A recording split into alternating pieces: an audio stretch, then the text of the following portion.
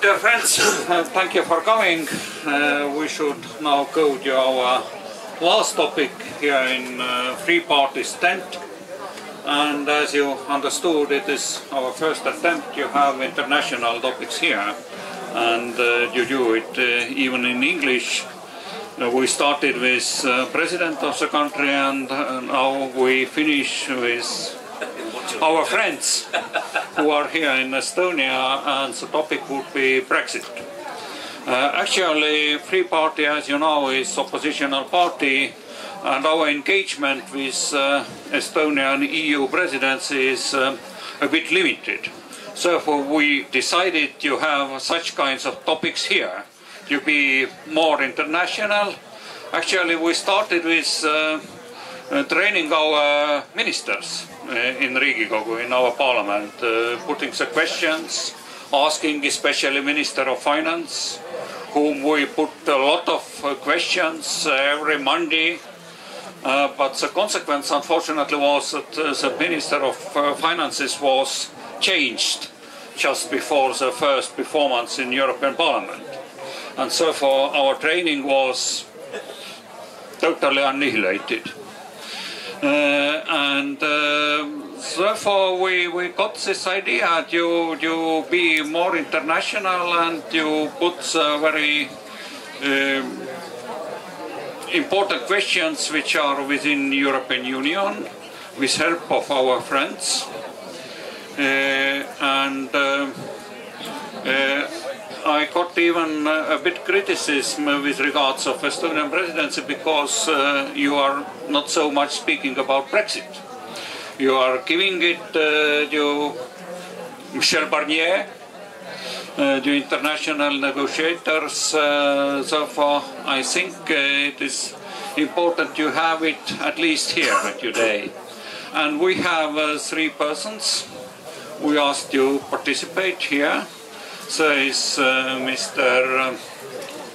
Peter Cheney, who is from Scotland. There is Alice Chung, who is very international, born in Hong Kong, now living in Dublin, in Ireland. And there is Christopher Siever, also working in Estonia. But I think we should start with our guests can introduce themselves much better with their own words. I think I must give for everybody approximately 5 minutes to introduce why you are here in Estonia and how do you find the question of Brexit. What is the most important question for you? And then we would develop the discussions. Who should start? Ladies first. Probably ladies. Most interesting participant. Thank you.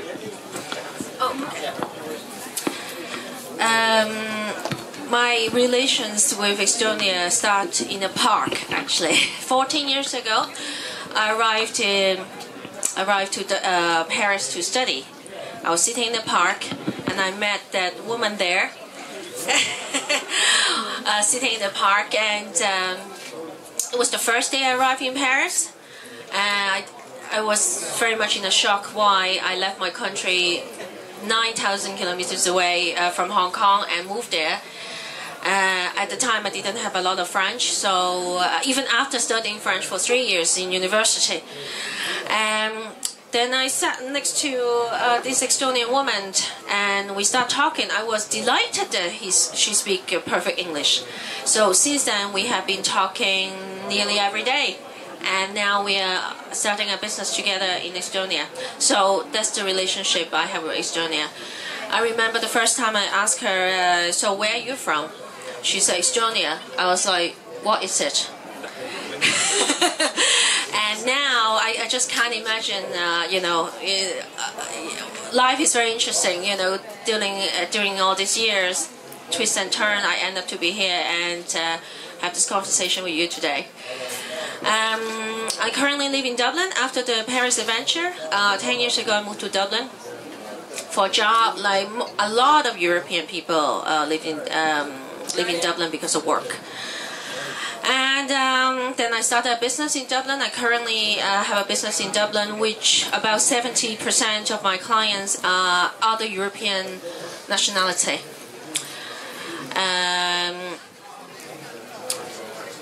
I suppose that's about.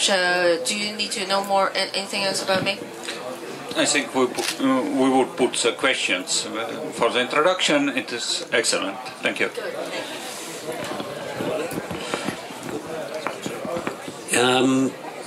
2004, Scotland were playing Estonia in a friendly football match. It was Thursday the 27th of May, and I fell in love with Estonia and decided to go back to Scotland. I sold my business, I sold my house, and I moved over to Estonia, and then set up a business. Basically, we travel around the world dealing with oil spills, teaching companies how to prevent oil spills and helping clean up after oil spills have happened. And ever since then, that's my story. What about Brexit? That's next, isn't it? Seems like a good thing.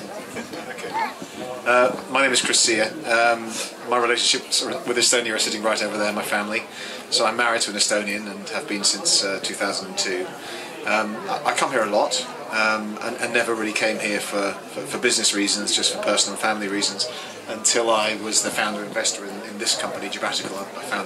I was the angel investor that got involved purely because I felt the CEO, Karol Hendricks, who many of you may have heard about, is a fantastic person.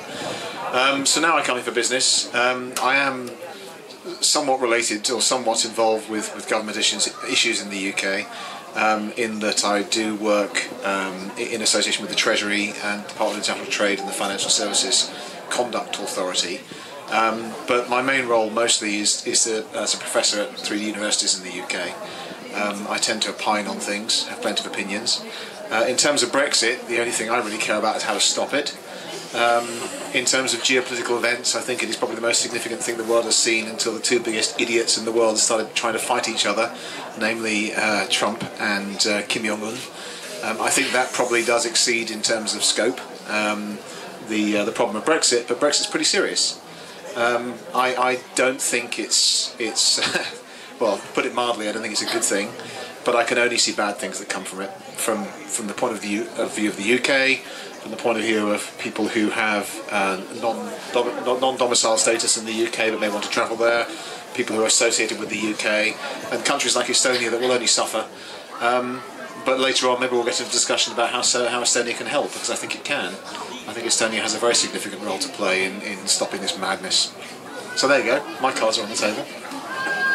Thank you. I should continue probably with some small personal remarks. 30 years ago I studied in Tartu University, and if there was possibility to talk some with my friends, that 30 years after we have some opinion festival in Paide, in Old Castle, and I have in the panel the people from Scotland, from Ireland, and from United Kingdom. And the topic would be British exit from the European Union, and at the same time Estonia is a member state of European Union. I think all my friends then had the only possibility to think I am totally mad. You have such kind of idea that such kind of future is coming, but now it is reality. I like to have the question to the audience. I think there are many people who have the connections with United Kingdom. How many people there are who feel that Brexit is something which is touching you personally in your everyday life? You really all have to put your hands It is an official vote. I haven't counted, but it seems to be that a lot of people who don't feel such kind of personal impact of the Brexit in your life. Less. Excellent. It means that we choose a very right topic. But I would like you start as politicians. Yeah, of course. We should start probably with more political questions. I think Mr. Cameron didn't expect that he would have such kind of result. Prime Minister May also didn't expect probably that she would have such kind of result of elections this year. She decided to go to the early elections in England. My question is probably, Christopher, for you. How do you feel? It is something... some disturbance in political landscape of United Kingdom, or what it means actually, how this is influencing the political life, and what it talks about parties, about political reality in United Kingdom. Well, I think it teaches politicians not to gamble, because both of those things were big gambles that didn't pay off. I think any politician needs to understand that when you have an asymmetric risk, like both of those particular situations were, the asymmetry of the risk being the massive downside risk of losing, meant that it was not worth taking. It was like putting all of your money on a very, very, very, very, very, very low chance of losing. But if you lose all of your money, and both of those politicians have lost badly, Cameron and May. And the problem is that, of course, that causes a huge systemic impact on UK society, including Scotland and including Ireland.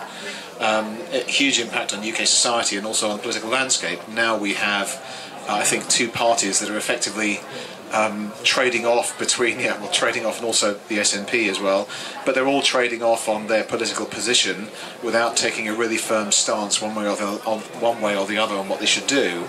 From a practical point of view, there is no leadership taking us in the direction of where Brexit should go. There's all kinds of things that are now starting to emerge that were not considered at the time when Brexit was put on the table for the normal person in the street to vote on. We all know about the lying bus. How many £1 million a day will be returned to the National Health Service as a result of the £350 million a week, which was a complete fabrication. That was the claim. Leave the European Union, and we will have £350 million a week returned from the budget that we give to the European Union in terms of increased expenditure for the National Health Service, which frankly was rubbish. And I think politicians frankly should stand up and be for making such a fraudulent claim on which we've gambled our future. I think they should be taken to task for this. But there are some very silly little things that are starting to emerge, and not so silly in fact. Most of the pass-through legislation that we have taken on board in the UK through the European Union now has to be renegotiated bilaterally. There's one I heard the other day, which is the checking of airplanes. Safety checks is mandated by European legislation, by a European body. There is no independent UK authorised safety checker for airplanes. Now, the implication for that is a plane can fly into the UK, but it can't take off again because there's no one to check it.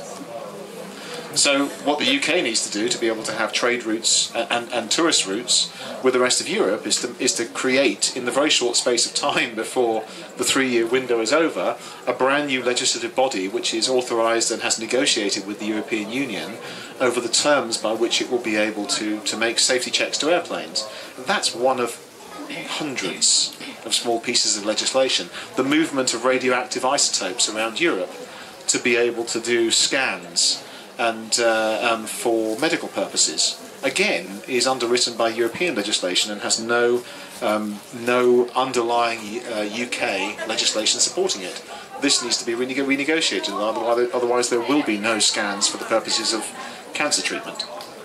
So we're in a terrible position. We're thinking about, the UK politicians are thinking about big macro issues like how much money is it going to cost us to divorce from the EU, but what they don't realise is there are all of these pass-through issues that are going to impact us over the next 3 years, and we have no way and no skills in negotiating these. We are thoroughly screwed. So I'm not in a very happy mood, frankly. You might have noticed.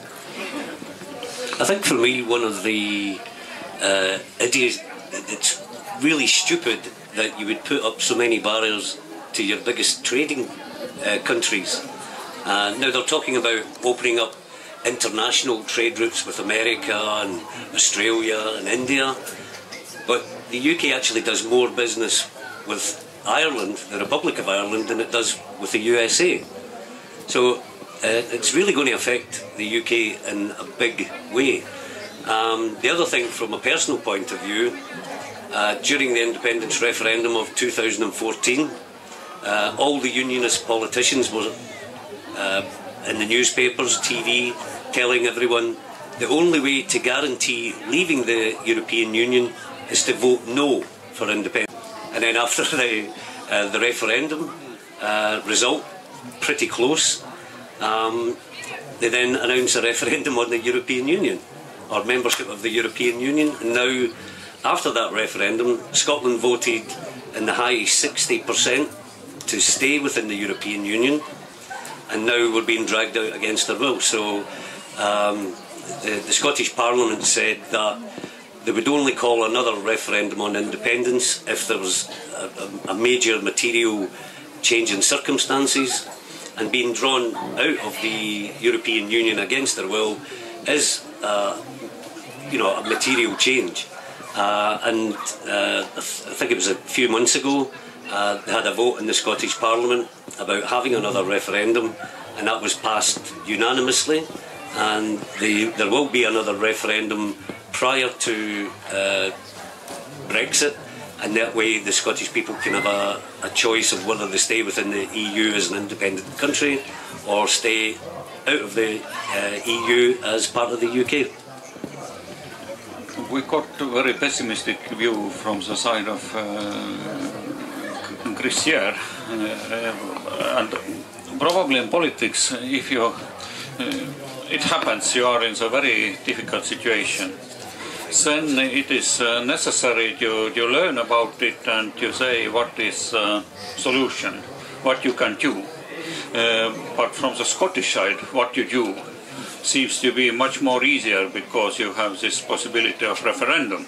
Yeah. But what would be the opinion of British if Scotland is probably really leaving? What is your feeling? So I'm slightly compromised here because I'm part Scottish and I spent a lot of my career in Scotland. But actually, I'm not pro-independence. I think we have a union and we should stick to it. But it's very hard to justify sticking to it when we've exited the biggest union of all. So we can't really say to the rest of the world, we can't really say to Scotland, no, you can't leave, but we're going to. That seems a little bit unfair. But I've got a question for you. The thing that we've really lost in the UK is trust. So politicians are not trusted. Who here trusts their politicians? Hands up. Right, so a minority of one at the far end. I would wager that in the UK, not even the one person will put their hand up. And this is the problem. We've been repeatedly lied to. I mean, it was bad enough before we had the referendum on Brexit, before things like IndyRef 2 and the various communications that went around that, or IndyRef 1 even, and the communications, IndyRef being independence referendum in Scotland, it's just the jargon that's used. But before that, politicians were slowly emerging as being a compromised bunch through things like expenses, personal relationships and all of these things, but actually lying to the public materially about something that so dramatically affects the future of me and every other person in the UK, and that is effectively what has happened, has resulted in a crisis of mistrust in politicians. And really, democracy starts to fail if you lose trust in politicians, because politicians start making decisions without asking people's opinions because they know they're not going to get the answers that they want. So, what happens to democracy? I'm struggling. I'm struggling at the moment to see any positives whatsoever about Brexit. I don't believe any of the things they've told me that may happen. The only thing I see is an increasingly bifurcated nationalistic society in the UK that's anti-immigration, that's anti-open trade, anti-globalisation, and these are all the good things that have happened, frankly, in society over the past 20 years. I only see good things from globalisation. One of the good things about globalisation is I met my wife in London. I don't think I would have met her in London or anywhere indeed if there hadn't been some kind of ability of movement of free labour, which is now going to be restricted. And I'm sorry, that's just not right. Thank you. And I asked Alice to participate here because you are in the very interesting situation.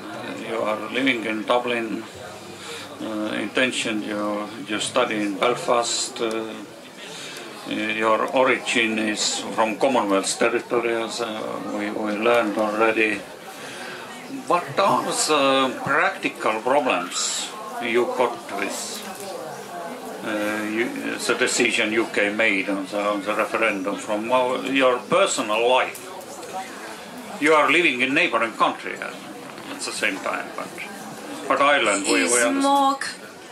it's more than just neighboring country, because the situation is actually quite complicated. I remember after the referendum, the next morning, everyone was in shock in Ireland, because the number one, not only because it's a big war event, is that it's 2 hours from the border, is 2 hours from Dublin, so we're wondering what is going to happen to that. I don't know if you guys are very familiar with Good Friday Agreement that happened in 2000, thanks to EU, that there was a ceasefire in Northern Ireland. Sometimes fascinating to me. I had to keep reminding myself that 2 hours from my house, there's a war zone, there's ceasefire. What fascinates me is during the whole Brexit discussion, no one seems to, as far as, I don't know how it was in UK, but from the world media that I'm reading, there wasn't a lot of discussions of if we say yes to Brexit, what are we going to do with this bit? There wasn't. It seems to be like an afterthought of, okay, what are we going to do now? Well, it's a very, very major problem actually, because what are we going to do with the border? We cannot put a border. That was the agreement. If we have to, there was some informal poll in the media a couple of months ago to ask public opinion on how do you feel about having a soft border, but people can't even accept a soft border. They cannot accept any border whatsoever. So how are we going to? I mean, it's a trust-based mechanism at the end of the day. I mean, it's an agreement between what is effectively the Protestants and the Catholics, the Orangemen versus the IRA. Just for those of you who don't know the situation in Ireland, the top third of Ireland is United Kingdom. The bottom 2/3 of Ireland is the Republic of Ireland, and the Republic of Ireland is predominantly Catholic and independent, and the top third of Ireland is predominantly Protestant or Church of England and linked to the UK. And of course, such a religious and political divide resulted in across a country that was an island. Ireland is an island.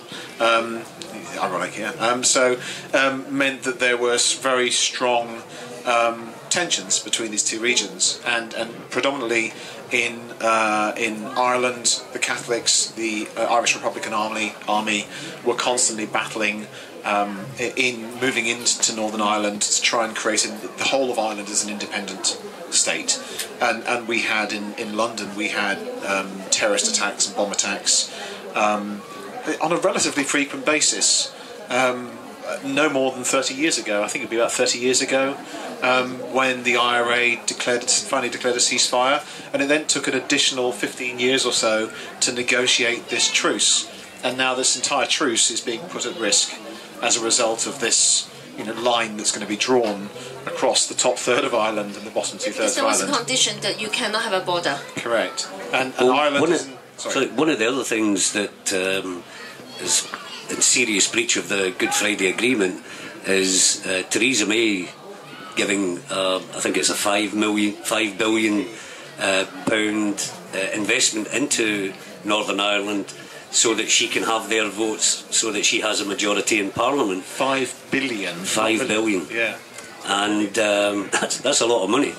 And during the election, she kept saying there's no magic money tree, but then she found this magic money tree with 5 billion to get the 8 DUP. 12 DUP MPs. Is it 12? Yeah. To get them on her side. And the Good Friday Agreement says that the UK government should remain neutral and not favour either fraction in Northern Ireland. So it's going to be very interesting. But another thing, the media, the UK media are crazy, and they're mad on immigration, and they forget how much the National Health Service in the UK and the National Health Service in Scotland rely on European Union workers. there is not enough trained nurses in Scotland or in the rest of the UK. And I'll give you an example. I looked up the Scottish Government's figures in farming, you know, fruit picking, potatoes, what have you. There was 13,500 people employed in Scotland in that industry, and there was only 7 people from the UK. So you can see the problem that Brexit is going to bring with regard the movement of people around the country. The strawberry polytunnels in Fife are going to get unpicked, aren't they? So, I think the DUP is another problem as well, because they are the only political party who actually didn't sign the treaty, the Good Friday Agreement.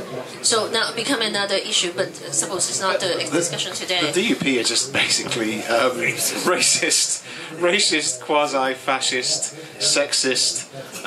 In every single way, they seem to be the dark side. And they've managed to get themselves in a position of enormous leverage, to the point that they have bribed or been bribed by the government to the tune of £5 billion investment into Northern Ireland, dedicated just for their own purposes and uses. I mean, it's utterly preposterous. I mean, Northern Ireland as an entity, I mean, there is a Minister of State for Northern Ireland, but its population is relatively small. The entire budget, the entire development budget for one large city in the UK, like Leeds or Manchester or Newcastle, is in the order of hundreds of millions. And this Belfast in Northern Ireland, which is a big city, but it's not as big as somewhere like Leeds or Manchester, has something which is in the order of 10 times the size as a gift from the current incumbent government, just to win over their 12 MPs that gave Theresa May the majority that she needed on the basis of the gamble that she took. I mean, I'm scandalised. What can we do? I don't know. What can we do? We live in a democracy. We're supposed to have a voice, and yet the democratic process has been subverted by what is a highly biased media. That is effectively what I've seen. A media that has created a completely bifurcated society based upon what is essentially a racist, nationalistic agenda. It's not wrong. Not right. That is really insulting. Can I just put my hand up? No. That's fine. That's fine. But I'm sorry. But this is it's not wrong at all. If you look at the way it's reported in mainstream papers like the Express, the Mail, and papers like this, which are they newspapers? I'm not sure they are. They're the private agendas. No, I'm sorry. The facts in quotes that were reported by these newspapers were wholly and factually incorrect. And I don't think there's any doubt about that. Has there been a retraction printed? No. Well, one of the funny things when you talk about the Daily Mail, one of the biggest issues in people that are pro-Brexit has been immigration. We want more immigration, tighter immigration, and then the EU introduced tighter immigration, and then the headline in the Daily Mail, huge queues at airport. That's not what we meant. We don't want to spend 4 hours because of tighter immigration. You know, and the thing for me, it would have been great if you managed to get someone that was pro-Brexit on the panel. But for me, what I don't see is the benefit of leaving the EU. What controls are you going to take back? You know, there's very, very little laws that are made in the UK or in Scotland that are controlled by the EU. Okay, I saw already some people are eager to have the floor, to have the questions. Only small remark from my side, from Estonian side. If you are disappointed in what is happening in media or what is happening in political life, I think in Estonia the first idea is to establish a new newspaper, TV channel, or to establish a new party. You have the better solutions. Well, I think the media in Estonia is very fair and balanced. I think there was a survey done of all the media outlets in Europe, and disappointment is happening here too, and since there is necessity to have some new beginning. But probably in two-party system it is not so easy to have the new starting point. It's supposed to be a multi-party system at the end of the day, but it really is only 2. Okay, I think there are many people who would like to have the questions or short comments, but I think I would limit with 2 minutes the interventions. Okay? Please introduce yourself. My name's David. I first came to Estonia quite a few years ago because I had met friends, Estonian friends, actually in Strasbourg, who were at that point campaigning to maintain the independence of Estonia and resist the annexation, whatever they called it, joining the European Union. The big difference, the big difference between people like me and pro-EU types is we lost that referendum. I cried like a baby, I was distraught, but we respected the result of that referendum. And that's the difference between people like me, and I'm sorry, but people like you who lost that referendum but now want to reverse the result because you have no respect for the decision of the people. You complain that there were a few fibs told by our side. Well, because we had microscopic little newspaper like the Daily Express, which has got what, a couple of 100,000 circulations, a micro paper nowadays. On the pro-EU side you had the government, the EU itself, with all its power and its spending, the BBC, the massive Project Fear, which you're merely repeating, all these things. These are the arguments that's levelled against anyone who wants independence. They're levelled against the Estonians who wanted independence from the Soviet Union. Without us, you'll have no one to regulate your aeroplanes landing. You'll have no one to tell you what additives to put in jam. You'll fail because you're an inadequate, pathetic little people. We did not believe that. We won and the European Union lost. You may disagree with that, but it's tough luck, you lost. There's no point now simply rehearsing all those arguments over and over again. The thing to do now is to accept that Brexit is happening. Understand that Britain has a world, an idea of itself in the world, and that means being the best friend to its friends, like Estonia. That's what we should be discussing now. How does Brexit work? How does Brexit enable Britain to have what it needs, enable Estonia to have what it needs, and understand the reason that the European Union lost that referendum is fundamentally because the European Union is no good, and the British people understood that. They weren't tricked, they didn't overcome with some madness. The European Union doesn't work, and they want something better. The referendum has happened. Now so it's about does the European Union better. work? To the audience here, does the European work, yes or no? We had a referendum. We decided it didn't. Live with it. So actually, there is a point of view here, which is I don't have a problem with a democratic majority winning, but that doesn't mean I'm going to give up. Never, because that means. So one of your comments was starting a political party. We don't have that option in the UK. It's too difficult.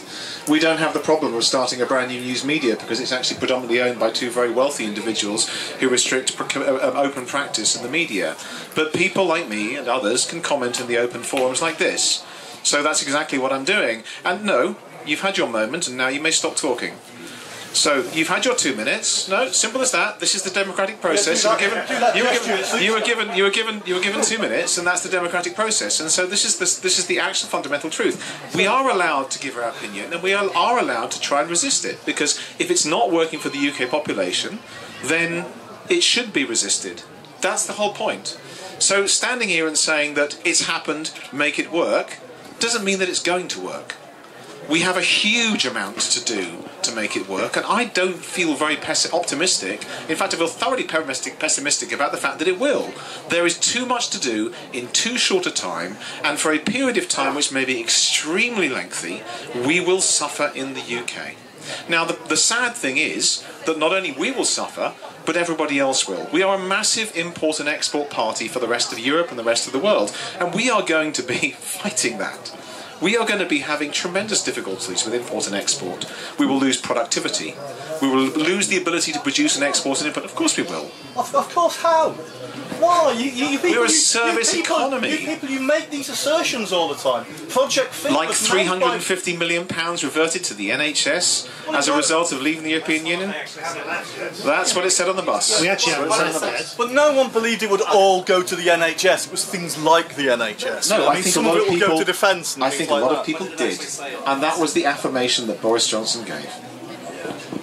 I will ask now the Scottish perspective of the future.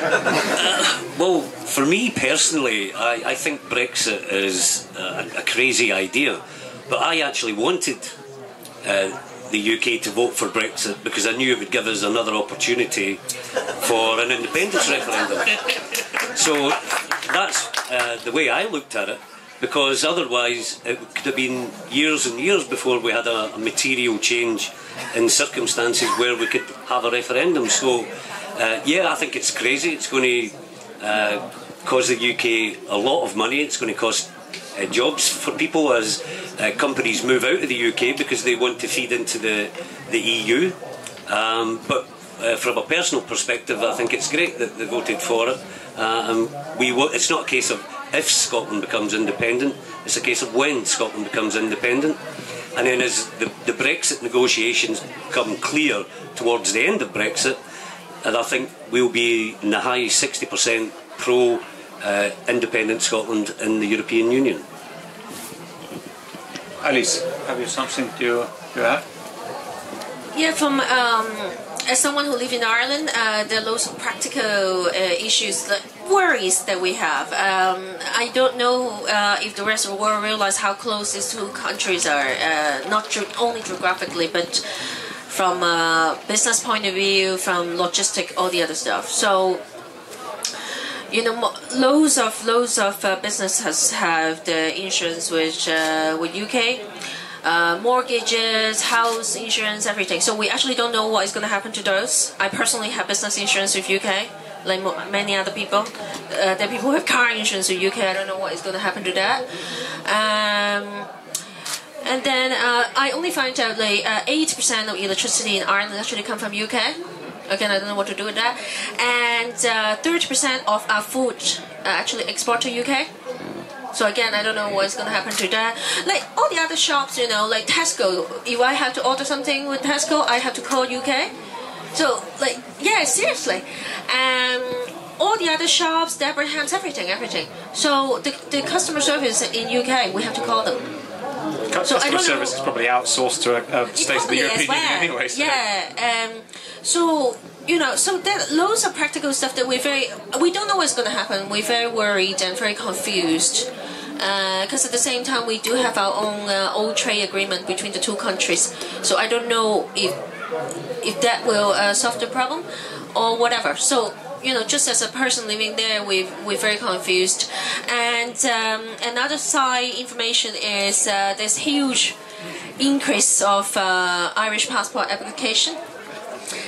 Seriously, it was like ran out. The forms ran out. Have to reprint because loads of people suddenly want to have an Irish passport. So at least it's an EU passport. At least at the moment. But unfortunately, there's also a lot of people saying that I don't know how. It's the majority of people thinking, how many people are thinking, but there's starting to be some sort of saying that, you see, we can't solve the border problem, maybe we can also leave, which is a very, very scary thought for me, that Republic of Ireland also want to leave the EU, because we definitely need the money. We are not the big country who is giving the money. We are the country who is taking the money, so we cannot leave, we need the money. You've raised an interesting point, actually. What happens if Scotland does become independent? There'll be a rash of people pretending they're Scottish and trying to get Scottish passports into the European Union. But let's uplift something here for Estonia, because actually there is, in terms of not solutions, but in terms of fixes, right? So one of the e-residency. So one of the things that I think has been a magnificent achievement of Estonia is its gift to the world of e-residency, this idea of digital identity, and the idea that it is now possible for people to get e-residency and start their company here, or at least an offshoot of their company here, and still have access to European markets in a passported fashion. I mean, that's going to become quite important in financial services, and I know there are a lot of financial services startups looking at Estonia, but I mean, that's a magnificent invention. So from the point of view of the UK, I mean, I spend a lot of time talking to startups in the UK, and one of the recommendations I make is if you want to have guaranteed European access, go and get e-residency. So, you know, you're now at 20,000, I think, e-residents? Yeah, 20,000, and about a year ago it was only about 5. So you've crunched through an additional 15,000 in quite a limited amount of time, despite what I imagine are capacity issues at the Estonian passport and police service to do all the checking. But yeah, I mean, that's cool. that may provide some hope and some solace, but it's only a limited stopgap. Thank you. Thank you. Problem. Now the questions. Yeah. Hi, my name's. Please do introduce yourself and whom you are putting the question. If it is very directed. Or Yeah, my name's James, I'm actually from Wales. My partner's Estonian, and I'm very sorry. And yeah, she lives in Wales also. I'm very pleased to be here. First of all, I love Estonia, the country. I come quite frequently now and visit here. I just wanted to ask the panel: do any of you know who the President of the European Parliament is? First of all, and secondly, do you think the euro as a currency has been a success? Who is the President of the European Parliament? The European Parliament? Well, the presidency is run by Estonia at the moment. So that's the council. Which is the president. So who is it then? Tell us. It's an Italian, it's Antonio. I'm not sure, I can't pronounce his surname, but I think, you don't know either. No, what I'm trying to say is that I think we mentioned immigration earlier, and I think there's other aspects as well of the argument, not just migration or immigration to the UK, but things like the red tape, which affect British businesses, and also the unelected body in European Parliament. I'm actually pro-European, by the way. But I think it did affect the way people voted back in the UK. You know, actually, on one thing, this is one of the things I do agree with. There's a lot of red tape, and there's a lot of. I mean, there was something in the press in the UK last week about Juncker hiring a 25,000 or 20,000 euro private jet to fly a number of representatives to Italy or somewhere. I forgot what the detail it was. And so it's undoubted that any bureaucracy is going to have red tape around it. But when I weigh up the benefits against the costs, what I actually tend to see is that the European Union is more beneficial than not. I mean, there was a great little bit of one of the I think probably the BBC that did this set up somebody. It was actually in Wales. Set them up talking about they were pro-Brexit. And one of the questions they asked was, have you ever seen any impact in your local community on the European Union? And the individual being interviewed went off and started complaining about how they'd never seen anything but bureaucracy, while standing in front of a centre that said that this community centre was funded by a grant from the European Union, which I thought was quite ironic. But you could see that the presenter was eager to point this out. You could see that. But yeah, this is, I think people don't realise the benefits. There is only the risks of the European Union that are presented, and that's not fair. So, but you're right about the bureaucracy. I mean, we have more bureaucracy in the UK. I deal with civil servants all the time, and I think there certainly can be reform in the European Union. I don't think it's right that an unelected body gets to make decisions. I mean, I don't know how the Parliament works. I mean, I don't get into it that much. But I certainly think it should be elected representatives from the various countries. But yeah, I'm pro-Europe, and I'm disappointed the UK will be leaving, but as I said, I'm happy that it's given Scotland another opportunity. Yeah. So, thanks, England. Hey, listen, I'll be wearing a kilt because I'm half Scottish as well, so... But may I ask, what do you mean is unelected? Because I know in Ireland, the members of the Parliament to European Parliament, we actually elect them. We elect them. We elect them as well. I mean, the European Parliament's responsible for giving. Oh my God, what's his name again? Nigel Farage a voice. Something for which I will never forgive them. What do you mean unelected? In what aspect? The Commission is not elected. Oh, the Commission. So the Commission is the bureaucracy, and then there's the political arm. It's rather like the UK, where you have the MPs versus the civil service. So if you've ever seen Yes Prime Minister or Yes Minister, you have the elected MPs who have got a mandate from the people being subtly manipulated in the jokey scenario by the very, very clever civil servants who are completely unelected, but part of a career plan. And this is an analogous situation in the European Union. You have the Parliament and you have the European Commission. The European Commission is the bureaucracy, and that's unelected. But in every government body, there will be parts of the government not unelected. I think the argument is there's a few too many of them. All right. Okay, so next question, please. Evening. Oh God. So my name is Pirat. I'm an Estonian, but I lived 4 years in the UK, and I've also lived in France, where I did my BA in York and my Masters in Paris. So for me, as a proper European, it's a great miss. But what I would like to talk about, or maybe kind of turn back to that discussion about the future. We can't change the past, and I would like to kind of bring out this this observation I've made, is that after the referendum, the debate within the UK is incredibly one-sided. I feel that the pro-Remain, pro-Europeans actually do not really have a voice. Quite often I feel that they are suppressed, and unless you read The Economist or The Guardian in a good case, you don't really find a proper voice for people who did vote to stay with the European Union. So my question is, how to break that?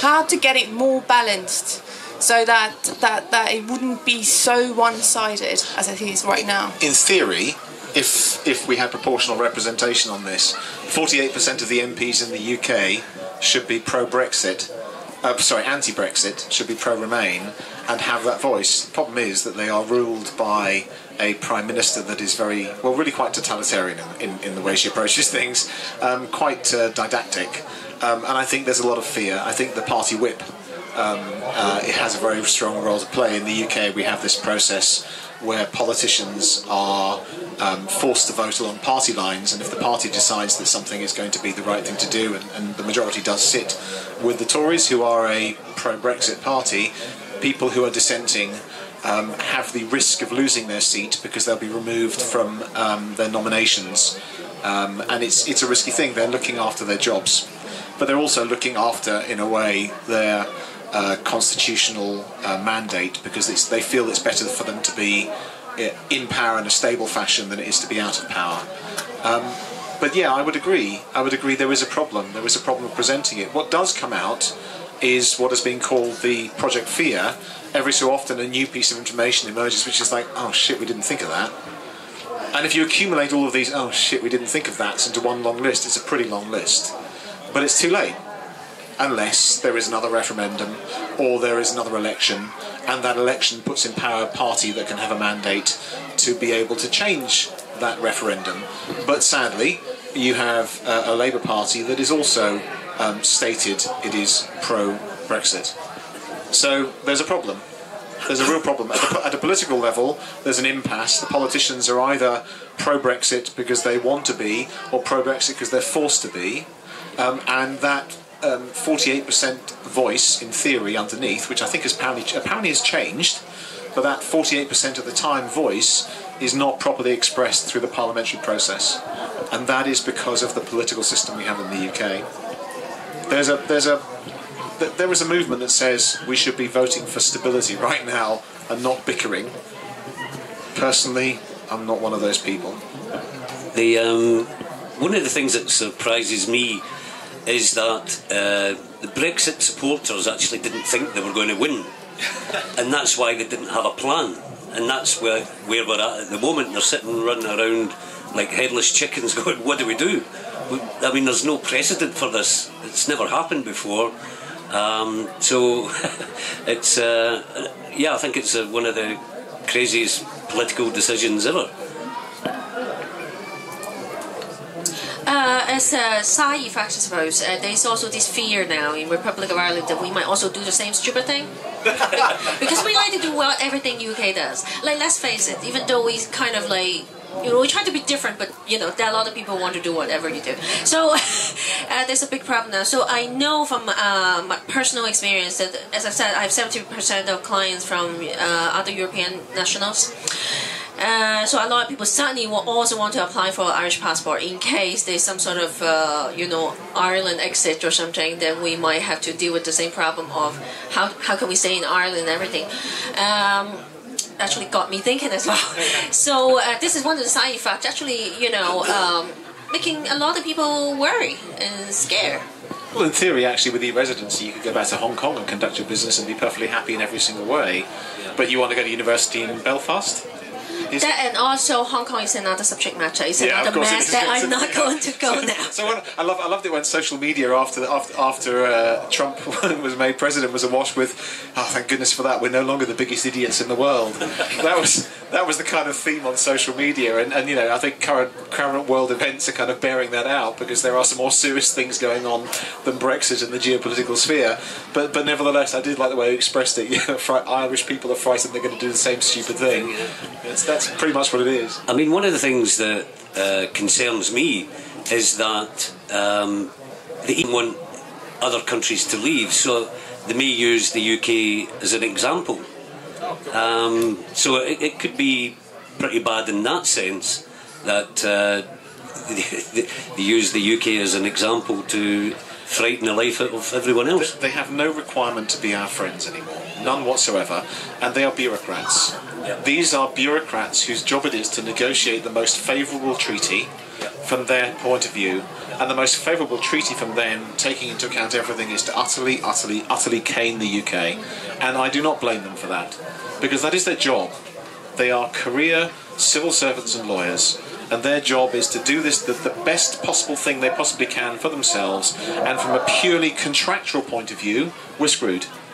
It's as simple as that. They have no choice in the matter. We can ask for favours, we can say, oh come on, what about our long-standing relationship? It matters nothing when you look at the contracts.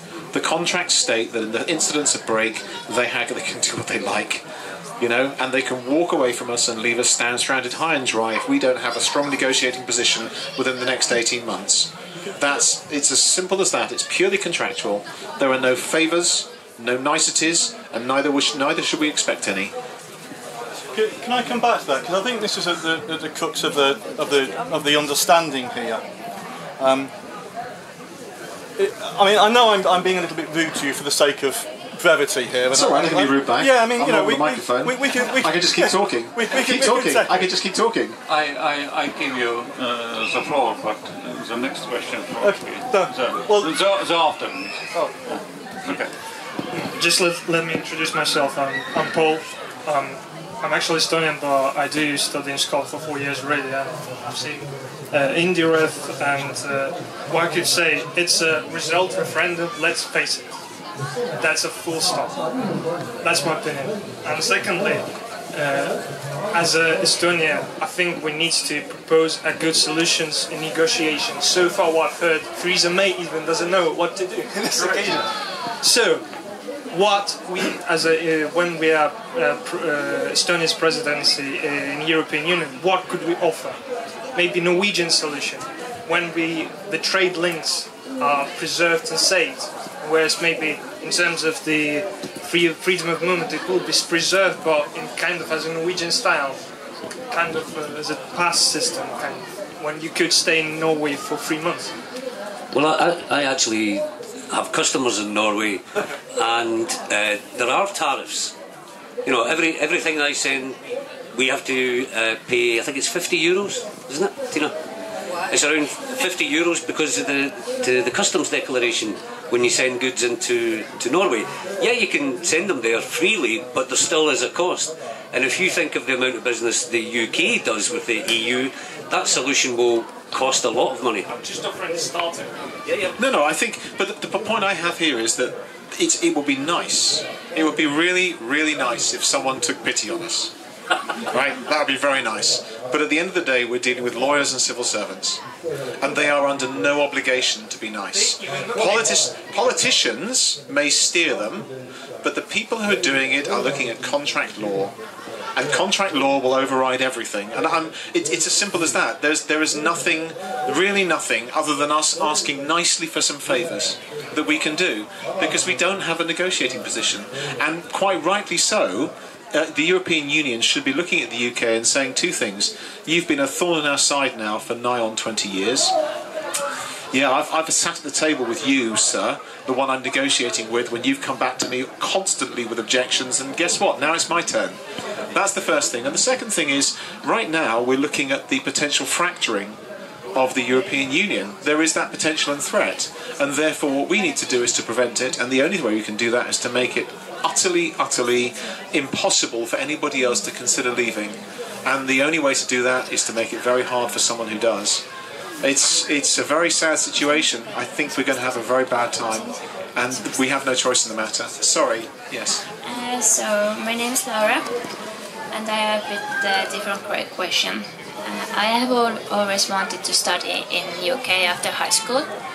So how do you think that Brexit will affect the opportunity to study there for the, like, I am the European Union student? You'd think as a professor I'd know the answer to that, but the answer is, in terms of currently, let me just think this through a second. Currently in the UK, if it's in England, right, not Scotland, in Scotland, higher education is free. So there are no tuition fees for Scottish students, right? No, European students can study in Scotland for free, Yeah. but believe it or not, English students can't. Yeah, that's right. So no, this is true, and this is true. So I actually studied in Scotland. So but this was a long time ago. So currently the situation is, if you're an English student studying in England, you have to pay tuition fees of various amounts, and I think the maximum is around £9,000-10,000 for a year. I think there are exchange mechanisms within the European Union for studying. I think Erasmus is one of them. There are a couple of others. But actually what will happen is, I imagine, because this is what happens to non-European and non-UK citizens currently, if you want to study in the UK, you have to pay a very, very high fee to study. I would imagine that is what's going to happen. You will end up having to pay high, what are effectively private sector fees for education in the UK, which is a shame.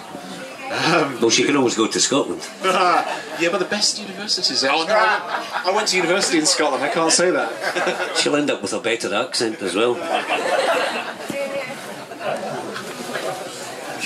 Probably a good point, actually. Okay, I've got a microphone too now.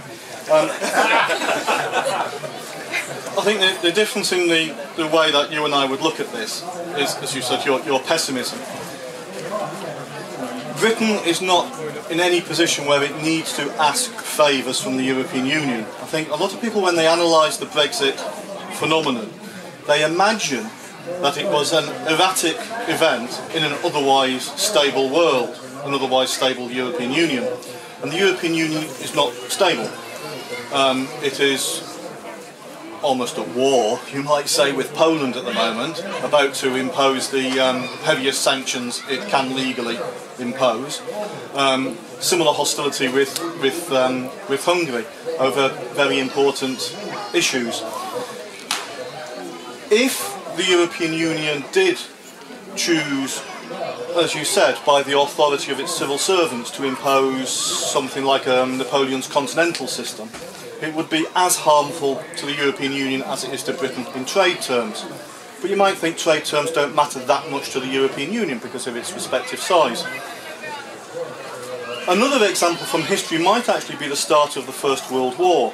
Because the First World War started because the very kinds of people that you've talked about had all the power, and the business people who just wanted to get on with things, and foreign student, great, charge them some fees, charge the government some fees, it's business, just get on with it. Those people are suppressed, and the people that you've talked about would have the power. The likes of Guy Verhofstadt would say, let's cane them.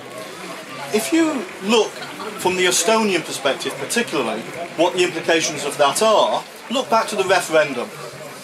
Estonia voted to join the European Union not because of any economic arguments, they didn't win on that.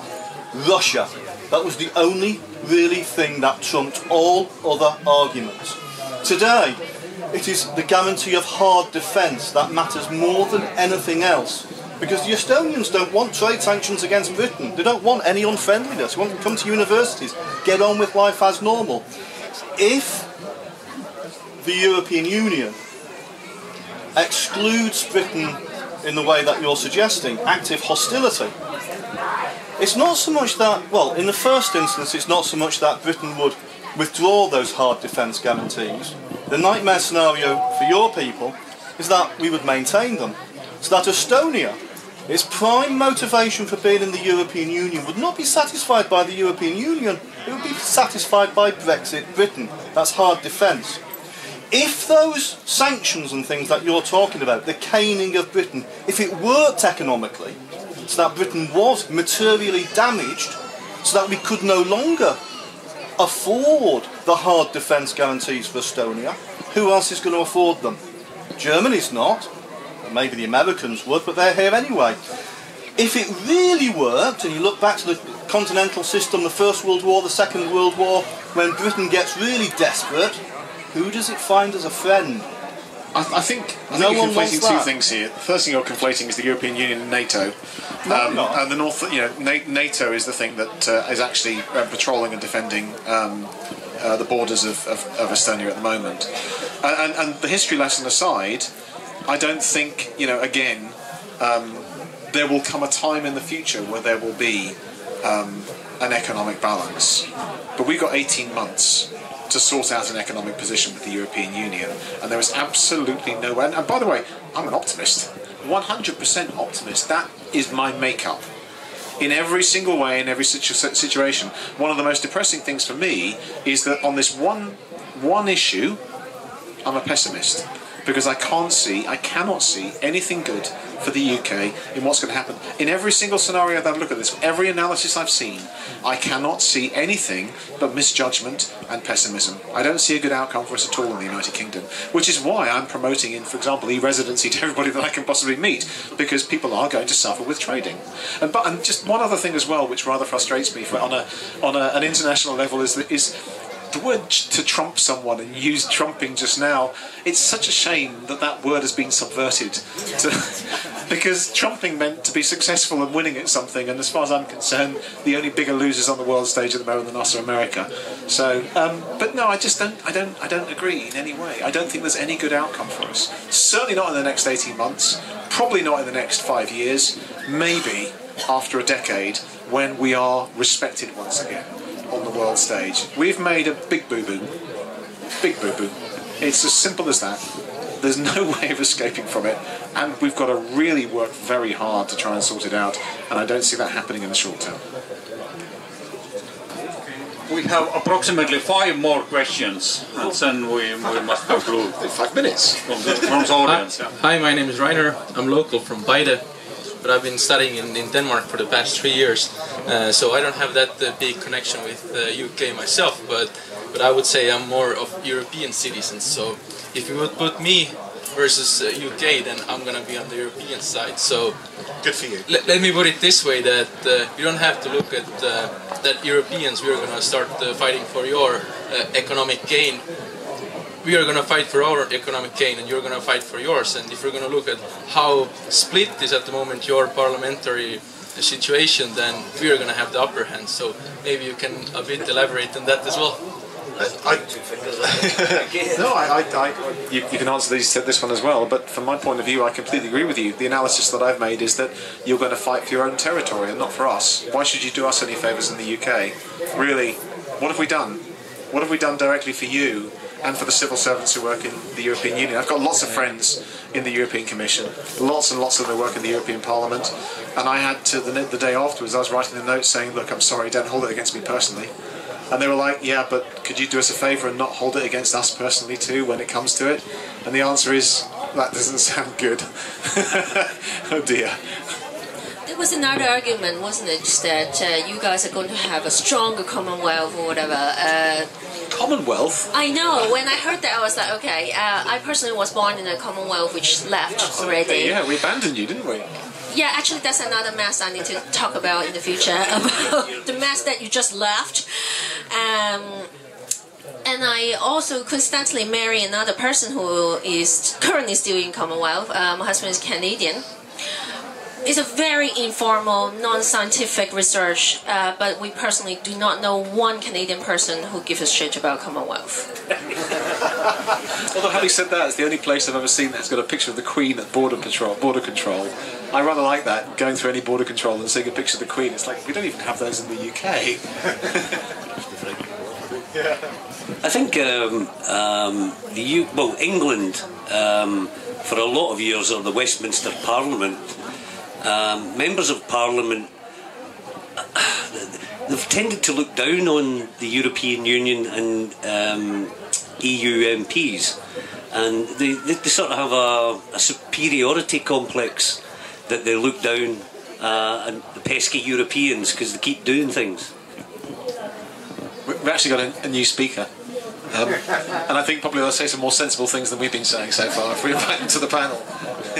He is officially Irish. Yeah, so the Irish representative. Mr. Terry? Yeah, my question would be, I'm Benjamin from Berlin, Germany. And my question would be,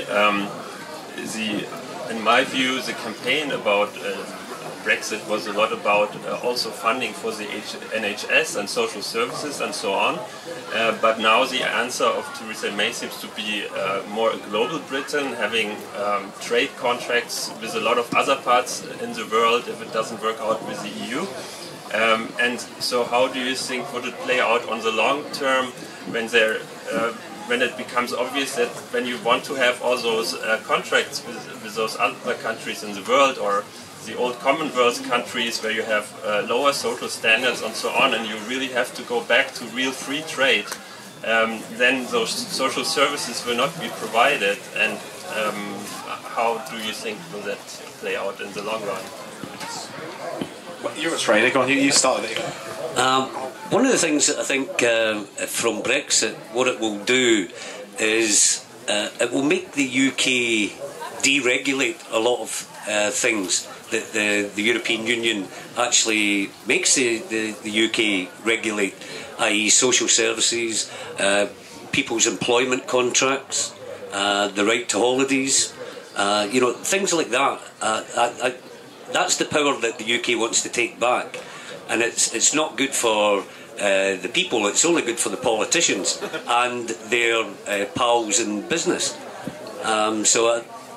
Really, that's the only thing that I can see benefiting from the Brexit. I've got a very practical point of view. By pointing us at other nations globally and other states globally and having to negotiate contracts with them, trade contracts with them, efficient ones, all we've done is double the size of the problem, because we've got to renegotiate with the European Union and we've got to negotiate new ones. And so the only people I see winning in this space are people who are professional trade negotiators, and they all exist in the European Union. So great, we're going to give a lot of employment to European Union trade negotiators because they're the only ones who can do the job for us, because we have no skills in the UK to do this.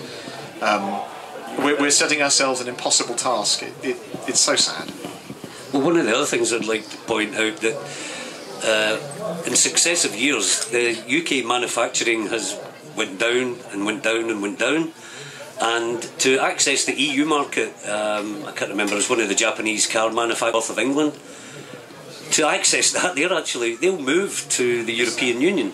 Yeah, that was Nissan, yeah.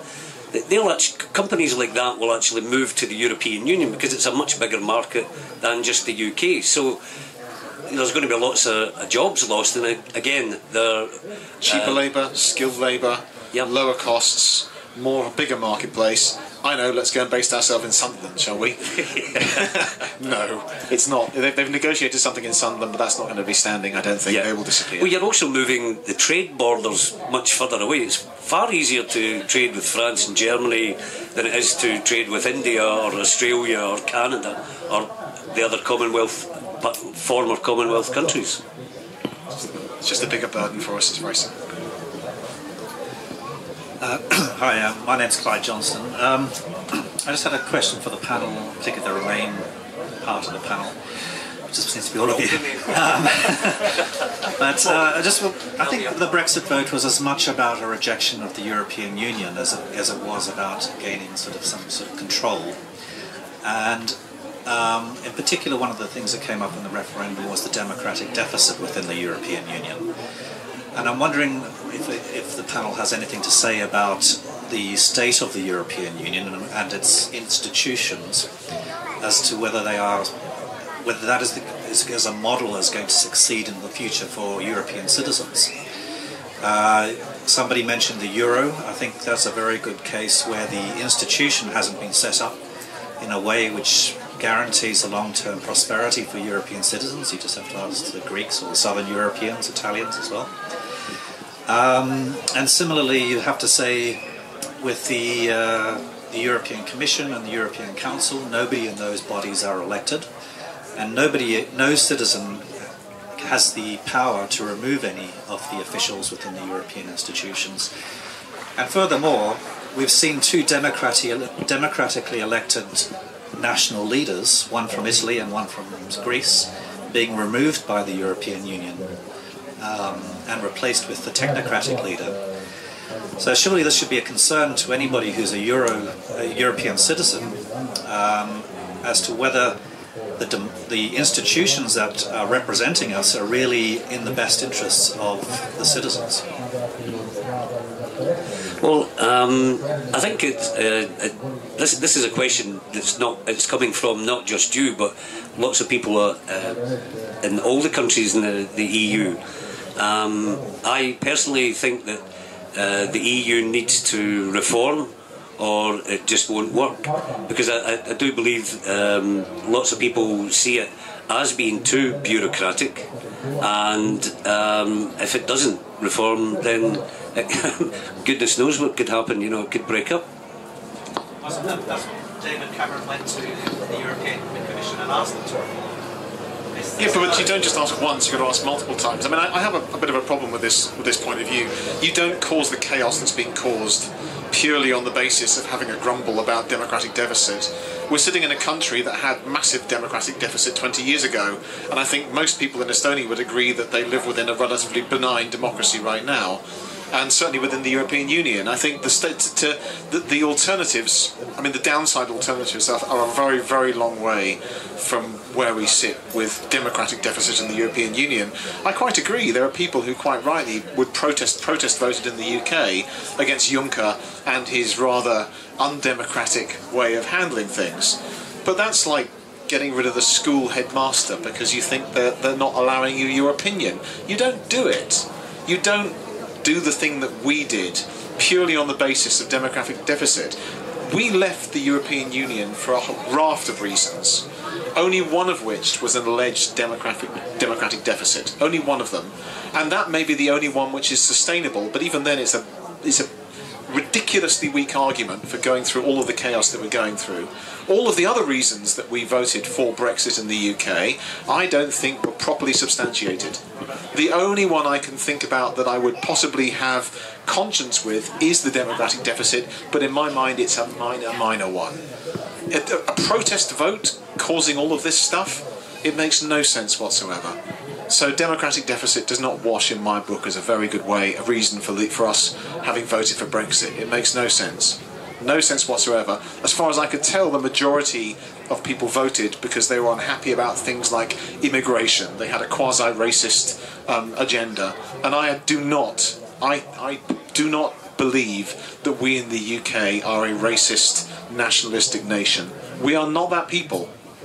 How the hell we ended up presenting ourselves to the rest of the world as being this nation state, I don't know. But it certainly wasn't as a result of democratic deficit.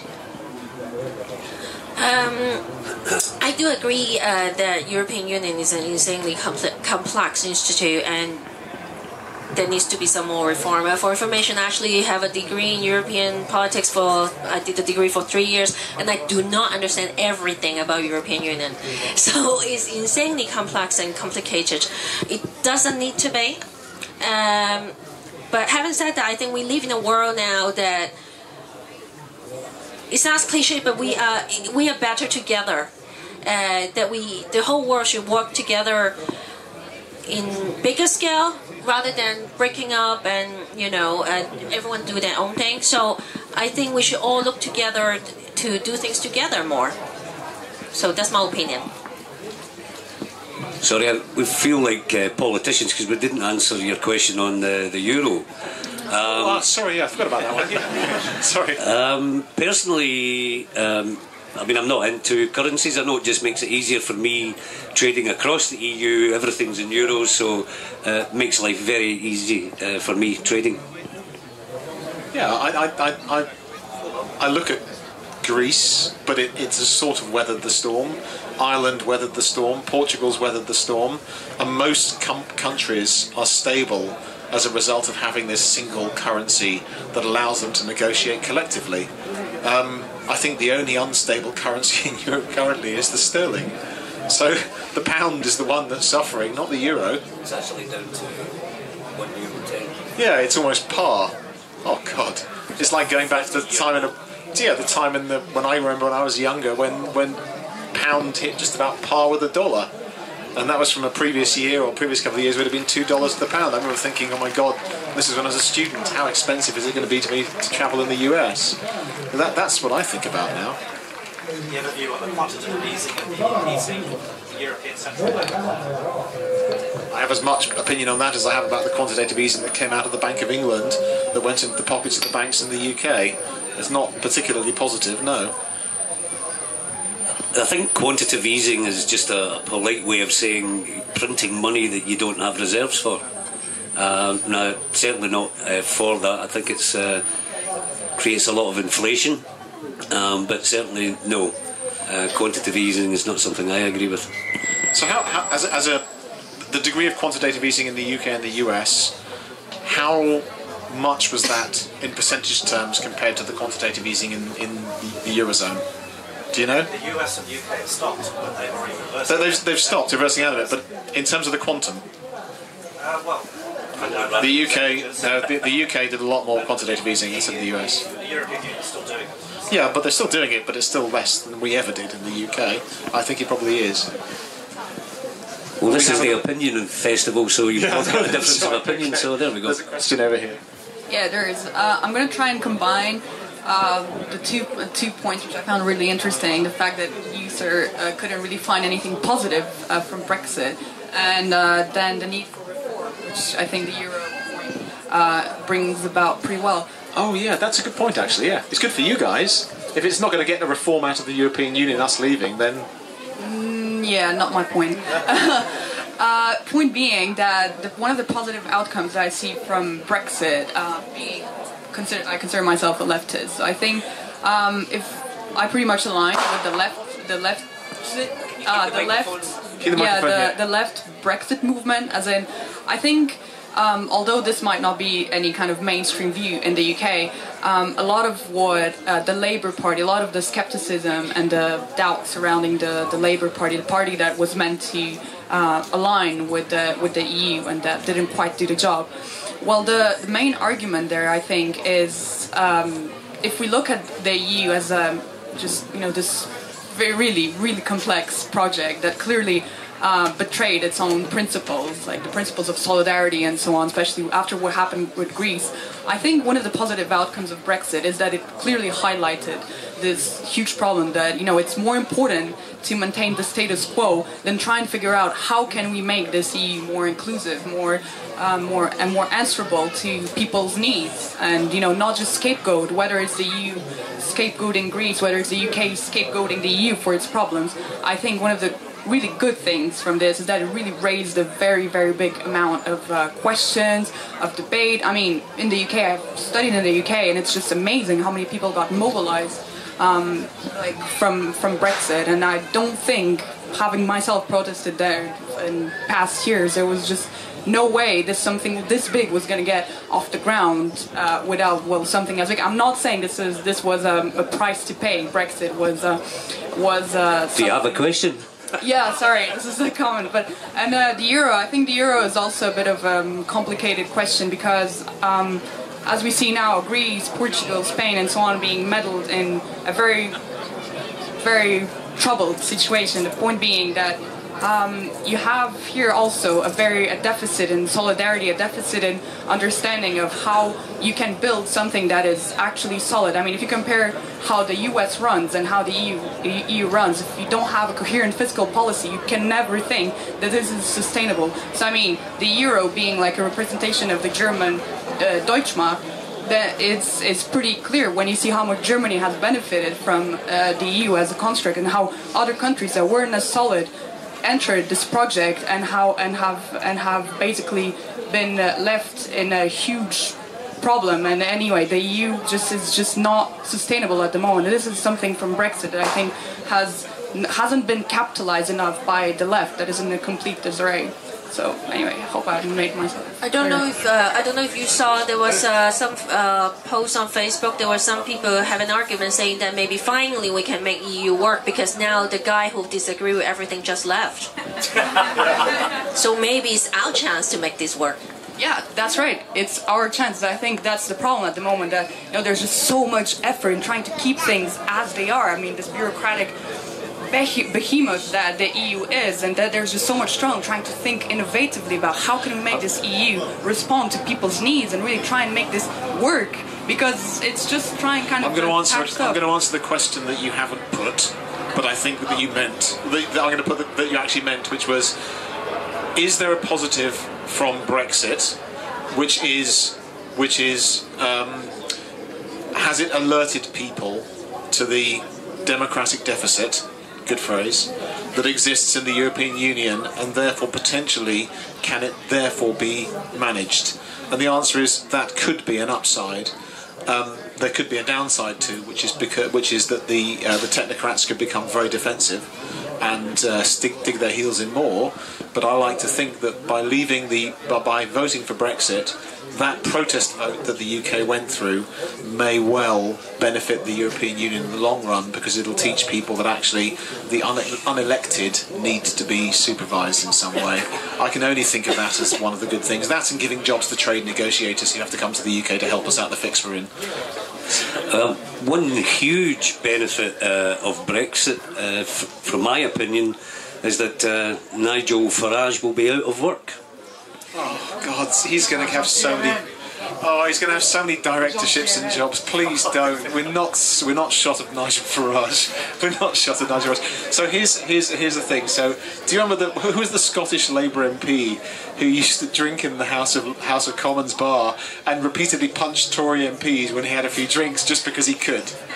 Right? So I thought this guy, he was a Falkirk MP, he was an ex-army guy and a judoka, and I just loved the fact that he just every time he had a few drinks, he'd see a Tory MP and he'd punch them. So my stated objective now is to get into the House of Lords and be the guy that every time I see Nigel Farage punches him in the nose when I have a few drinks, just because I can. I want a restraining order held against me by Nigel Farage because I don't like the guy. He was actually in the Dear friends, I think there is at least 4 more interventions, but now I ask you to be as short as possible, because we have so much time, and send conclusions, please. Hello everybody, my name is Argo Loo. 88, 89 I was in Suurbritannia, and now it's very strange to listen to the same arguments from British. I remember many Russians said that I'm fascist because I want Estonian independence, and now I'm listening it from British that it's and the Scottish that it's some kind of nationalism and racism if somebody wants a country to become independent. I have a master's degree on European research and international relations, and I did my thesis about European constitution, and I compared it with Soviet Union constitution, and I was really surprised. They have a lot of common, and you said that democracy is not the problem. I see it's a big problem. I quote here Goethe, who said that the biggest slave is this who doesn't understand it. So Argo, it was Argo, yeah? Argo. I have never felt less independent than I do now. I was more sure of my identity and who I was as part of the European Union than I ever was before that. I do not accept the fact that we had non-independence before we voted for Brexit. We were one of the most independent countries in the world. In Europe, we were thoroughly independent. We had our own currency. To even say that we weren't, or to imply that we weren't, or any nation state in Europe was not independent as part of the European Union is utterly, utterly bogus. Every nation state in the European Union is independent, and to say that we have to leave the European Union to find independence is frankly bollocks. It's utter rubbish. I've never felt less like I am part of the United Kingdom than I do now.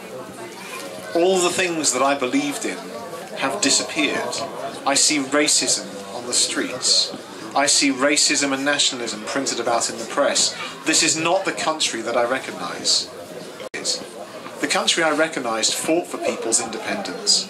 And I don't see that. I see us withdrawing from the world stage, withdrawing from the friends that we had in the European Union, and I do not feel like I've gained anything from it, no independence whatsoever. Please don't characterise me or people like me, or in fact the entire United Kingdom, as wanting to get independence. Anybody that said that was talking out of their backside. Utterly. Well, as I said earlier, from my point of view, Scotland getting another referendum. Argo, great name, great movie, you should watch it. Yeah, I mean, what's been crazy... Anagram of aggro, by the way. You know, like so the constitution with the United Kingdom, you know, the UK government's going, oh, don't leave, stay within this union, and then convincing people to vote no, and then straight after that they're trying to leave another union. But certainly, from what you're saying, Scotland's identity's always been there, but will have a greater influence, and I think we'll be a great partner within the EU. I don't know too much about the EU, if I'm 100% honest, but I can only see positive things coming for it. And my dear friend Chris here is going to lose even more of his identity as the UK falls apart. Because I'll get a Scottish passport straight away. First thing I'll do. Oh, indeed, that's right. It's called Hadrian's Wall, isn't it? Do you think? Yeah, I've got one question. Go on, sorry. My name is Ege Kulba-Klatik. I'm a researcher of cultural policy, and yes, of course, I can understand the idea of Argo, that every big federal union, like European Union, has definitely big similarities with the constitution which was written down in Soviet Union. Even the rhetorics, we can find even the similar rhetorics. But my question is, when Brexit was the fact, Theresa May was a brave woman who took the responsibility, and one of her arguments was that now, after globalization, British idea is to bring back the economy, the new economy, into England, and it is the opposite of that of the Margaret Thatcher. Theresa May's idea was that she wants to bring back the production, different kind of productive ways of economy. I'd like to ask about this, because this is the basis of being independent, of being nation state, the economy as basis for every organization. So what are the ideas do you see already new ideas for economy after this globalization? The UK is a predominantly service economy. The highest GDP value-add sector in the UK is financial services. And we've just we've shot ourselves in the foot over financial services, because the chances are we'll lose passporting across the European Union. So we're in a difficult situation. With services as our major economy, manufacturing is not the biggest part of our economy. It only contributes 11% of GDP. Most of what we do is we export services and we import goods. We import food, we import electricity. Most of the things we do is we import. Do we produce stuff? No. We produce smart people. In fact, we actually train smart people, but we're going to be taking that opportunity away from them because they'll have to pay for university.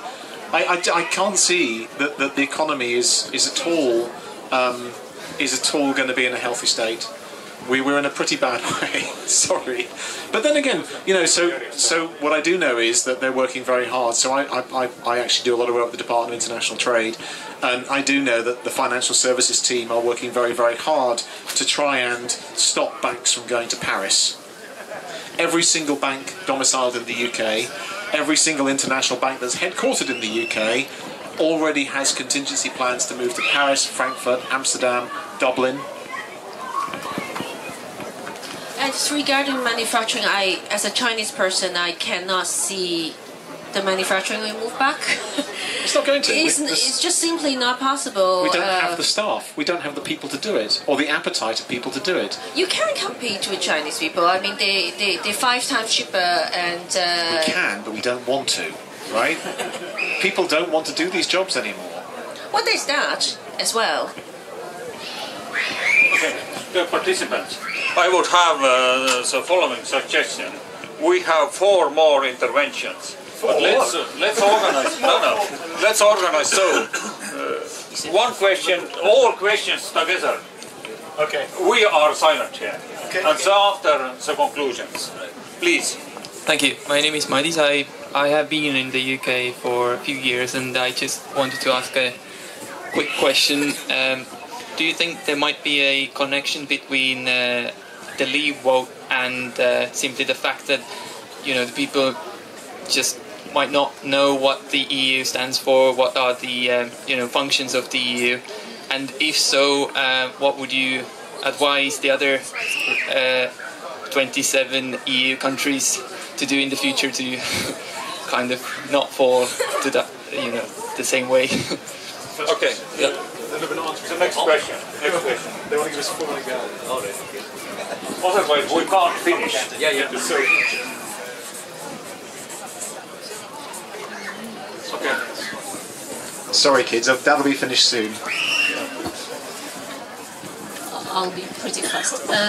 Actually, after Brexit, you mentioned that that Trump was the funniest, say, event in the history. But after that event, Americans said, well, we were a little bit manipulated in some way, and they started to find out who is behind. Do you think the British should probably see the thing the same way? Because I have a feeling that everyone understands that pro-Brexit arguments a little bit. No. So wasn't it manipulated in some way? And if yes, by who? It could be who had the interest. Okay, and the last one will be here. Yeah, my name is Kauno. I know quite well European decision-making machinery, and I have a question to you. What kind of lessons to be learned from Brexit for rest of EU and EU member states to avoid next exit? Perhaps I explain a little bit the background of this question. I have a very good friend of my Scottish, and he explained a couple of years ago why Scottish started his referendum. And his explanation was so that main reason was decision making is concentrating to London, and London is not taking account the interest of regions. And Scottish, of course, felt Scotland's a country, not a region. Yeah, of course. But he explained that it's not only question of countries, but even regions. And same argument has been used during the Brexit campaign. How much does it is reality and how much it is kind of illusion? And does it mean that EU should give more flexibility, more decision-making process to the member states? It's so that the decision-making process is concentrated more and more in Brussels. Is it threat, and should we avoid? Is it real lesson to be learned? Those are the 3 questions. Go on. The first question was about, you know, what would we suggest that the EU do Personally, I think the EU will make an example of the UK to prevent any other countries wanting to leave. With you. The other one was something similar from this gentleman here, and then you talked about manipulation of the agenda. Well, the American result was very strange, that a country so big that they could only have two candidates, both of them fools, or one corrupt and one corrupt fool. The situation that you mentioned about giving more powers to the regions of England, because there's a big question in England that everything is centred round London, and if you're lucky you'll get up as far as Birmingham, but the rest of the country pretty much suffers, and that there is a resentment for that in England. From the friends that I have that live there. And yes, you're right, the key thing about the Scottish independence referendum, it was because, not just because decisions were being made in London that didn't reflect the difference in Scotland, but it was also the revenue side. Scotland under Westminster government is a much poorer place than it is if it has its own money and can make its own decisions. Sorry, I was going to say, how would you close the deficit gap in independence? Scotland doesn't have a deficit. Well, your projections based on North Sea oil. I hear you laughing. Scotland runs a balanced budget. It has no borrowing powers. The deficit is fictitious, right? And I'll shut you up here, right? For example, VAT, right, gets paid straight into the Treasury, so you don't know how much of that is raised in Scotland, right? Because it goes to where their head office is. So there's a lot of money. And did you know that England exports 3 times more whisky than Scotland? There you go, there's some figures. That the whisky industry produces at least 5 billion a year. All the revenue from the oil, which is only 15% of GDP, so it's not that reliant, all goes into London. Now, London then, just on income tax alone, Scotland raises 8.3% of the UK taxes. We get back as a gift from London 8%, but we don't get any of the other revenue streams to make decisions that are fit for Scotland. And to be fair, when Scotland does become independent, I think Westminster is going to find itself in a lot of trouble. Isn't £100 spent per head in England and £120 spent in Scotland? So how do your figures stack up? On what? Well, for every £100 of the income tax... I think we're in danger of getting more passionate about the facts and figures over Scotland than we are about the debate in... My brother's wife's Scottish. If it's any consolation, I'm more in your court than I'm in your court in terms of the budget deficit in Scotland. I mean, I know a relatively large amount about it, and what I will say is that Scotland is definitely in deficit, but the degree of it is subject to debate. But to answer the questions that we were given, and not the spurious one that was thrown in to try and start a fight. That was a sneaky one that was thrown in. In the first instance, what would I do? I think actually, first thing is you've got to explain to people more about what the good things are that the EU brings. There was a strong in the UK. There was a huge shortfall in positive news about the European Union. I mentioned the anecdote about the person who was interviewed in front of a community centre that was built with European Union money, and they had no idea. Because, for example, in the UK, mostly what you see is a small plaque. Whereas you drive around Estonia and there's an enormous sign that says, this highway was built with European Union money. The thing I liked about European Union money was it was built on things, it was spent on things generally in the UK that the government didn't see as policy and therefore it wouldn't spend on. So there were a lot of community initiatives, really, really good initiatives to help foster growth in the UK that were paid for with European Union money, because it was much more adventurous. The government is constrained by budgets. You hit the nail in the head when you say that, okay, they pay money in, but they get money back, and they should be actually pointing out, every country within the EU should be pointing out what they get because it's inefficiently. I mean, there's a lot of drain. There's a lot of shrinkage on this money that's pumped into the European Union because it goes to the bureaucracy. But they fund things that the government in the UK never would. Community centres, initiatives, these things, and no one knows about these. I think in Europe you're better at doing it, and I think celebrate what the European Union can do. That's the very first thing. I think the misinformation part in the UK, I think that's a very important point. There was a lot of misinformation, huge amounts of misinformation, misinformation that was pro-Brexit, and the choice of the campaign to do campaign fear about leaving, these are all the bad things. Well, actually, maybe if they'd focused on some of the good things the European Union had done, then that might have changed the result a little bit. I don't know. There was a very interesting statistic I saw that if all the people who'd gone to Glastonbury and had a party that weekend had voted, and they were all millennials just about, they're all people who, in theory, should have voted against Brexit. If they'd actually, instead of being drunk at Glastonbury, they'd voted, then perhaps the vote would have gone the other way. It was that marginal. So voter apathy, I think, is a very important one. I think routinely young people who've travelled, who've seen the benefits of being ecumenical, have seen the benefits of diversity, they are pro the European Union. In the UK, support for the European Union was crystallised in big urban areas, and against, this is largely, as a demographic, largely people who were not experiencing the upsides of diversity and immigration were the ones who voted for Brexit. And people who've seen that diversity, who've lived alongside it, who've lived in diverse communities, and have realised just how not scary it is, how much it brings, they're the ones who say, we like the European Union, we like this diversity. And they lived in city centres in the UK. That's largely what happened. And the final question was your question, which was, just remind me?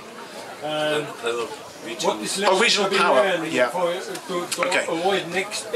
So I have actually a very unique perspective on this because I'm what's called a regional envoy in the UK. So I'm one of the regional envoys for the whole of the north of England. I'm a professor at 3 northern universities. I live in London, but I'm a professor at 3 northern universities. I am what's called a trade envoy. Not a trade envoy, it's not really quite a thing. I'm a subject matter envoy, fintech, financial services, celebrating and supporting the north of England and trying to get people to realise how good it is. And what I see clearly is the divide in terms of activity and funding. So it's very, just recently, one of the most recent headlines was the HS2, HS3, which is a high-speed connection between the south of London and the north of England, is increasingly being challenged in its budget, and yet the government was willing to spend several hundred millions or several billions on a train connection that connected the east side of London to the west side of London because it felt this was more important. And quite rightly, people in the north were, why are you questioning the need for better connectivity between northern cities, and you're more than happy to create another link across London? There are plenty of links already. So it is felt painfully by people in the north. So in terms of giving a voice to the regions, yes, I think that's very important, very, very important, because that's where resistance to this diversity debate begins. And it is about diversity. It is about fairness, it's about opportunity. That's what the European Union is all about, in my mind. And I think, the things that have happened in Britain, sadly, we've taken ourselves out of that ecumenical community. I'm very sad. I agree that most people, I would imagine most people actually don't understand how European Union works. I studied European Union for 3 years and I don't understand everything about European Union. So it is a big problem. Like for any normal citizen to understand how they are taking benefit of it, I would think is what European Union have to do in the future to make people understand better how they benefit from being part of European Union. And you also have an interesting point that I noticed the same thing is that European Union tend to fund things that no one interested in funding. Yeah. parks and roads, whatever.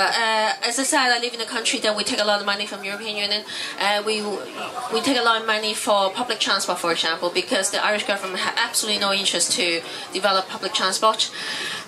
So with the European Union, literally, you know, I don't know how the train is going to work, the tramway, everything. We also take a lot of funding regarding to R&D for university. So, yeah, so I suppose these are all interesting, important and interesting things, but but unfortunately most normal citizens wouldn't think about it, wouldn't know the benefit of it. Yeah, that's the key thing. Okay, great. We got such a hot discussion we wanted. Thank you for that. And in the end, we hadn't any need for the moderator, actually. The only benefit of moderator would be to finish this, because it was really, I think, one of the longest debates in the area we had. But just to conclude with due remarks we got from the audience also was perfect, I think. And sometimes the discussion went even very, very hot. I think one remark about security issues and how important our cooperation with the United Kingdom is. It is really very important for Estonia, and Brexit, of course, is complicated. The second one about democratic deficit. I think it is existing in European Union, it is existing in every country actually, and it is something we must compete every day. And we started here with a discussion with participation of the President of the Republic, Paul was the moderator. It was about how the local communities, small communities are functioning. It is a very local level of democracy. And what is in our hands, like the citizens, like politicians, it is you have this question about democratic deficit, and you resolve it every day if it is in our responsibilities and our abilities. So, many thanks for all of you. Many thanks for the audience.